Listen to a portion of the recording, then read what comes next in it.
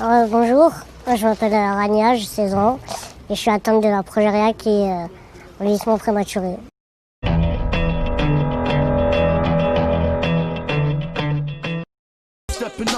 Malgré la progéria, cette adolescente ne s'interdit rien et elle profite au maximum de la vie.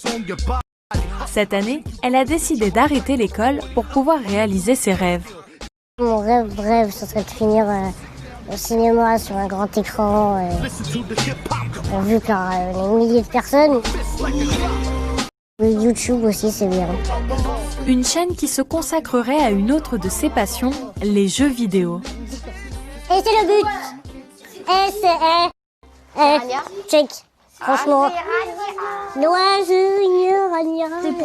Rania peut compter sur ses proches. Ils soutiennent chacun de ses projets tout en prenant soin d'elle. Quand elle monte sur le scooter, j'ai peur de tomber. Ou quand je la porte, j'ai peur de la cogner, des trucs comme ça.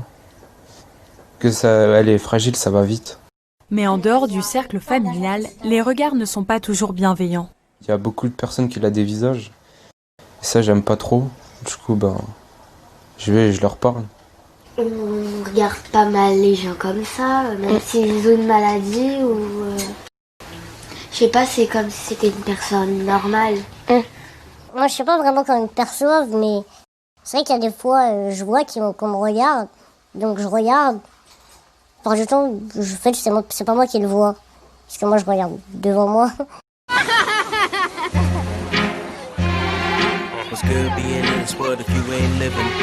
Forcément, il y a plein de choses que je peux pas faire, mais je le sais, donc c'est moi-même des fois qui me mets des barrières.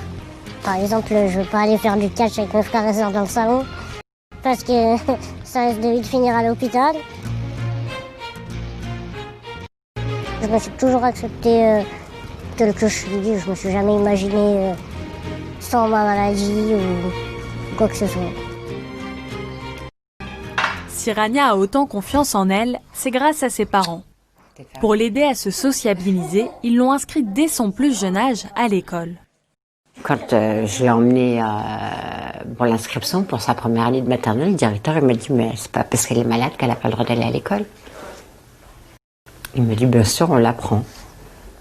On n'est pas tous beaux, on n'est pas tous jolis. Il y a des gens qui naissent malheureusement qui sont malades, qui ont un physique atypique. Et il faut faire avec. Je crois que dans le monde où on vit aujourd'hui, et l'époque où on vit aujourd'hui, on peut t'accepter. T'es en train de dire que je suis moche, l'amour de son enfant. T'es en train de dire que je suis moche, là? Non, j'ai dit que t'avais un physique atypique. Non, ça va pas dit ça. Ça va pas ou quoi? J'ai dit, on n'est pas tous beaux, on n'est pas tous gentils. Ça veut dire que je suis moche. Quand vous avez appris que Rania était malade, comment vous avez réagi en tant que maman? Ah, très mal. Mais très mal, grosse dépression. Après, c'est pas facile de perdre un enfant, de savoir qu'on va le perdre, d'être avec à l'hôpital, de devoir l'accompagner jusqu'au dernier jour. C'est pas facile. À un moment, je n'ai même pas d'avis en fait.